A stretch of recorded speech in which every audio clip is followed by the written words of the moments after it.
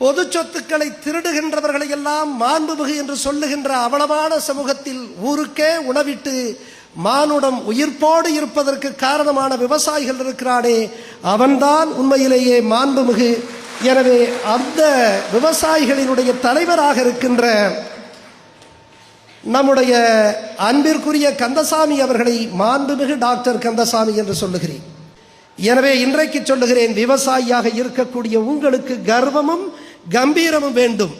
ஏனென்றால் நீங்கள் பொது சொத்துக்களை திருடவில்லை, நீங்கள் ஊழல் செய்யவில்லை, நீங்கள் லஞ்சம் வாங்கவில்லை என் அன்பு விவசாய பெருமக்களே.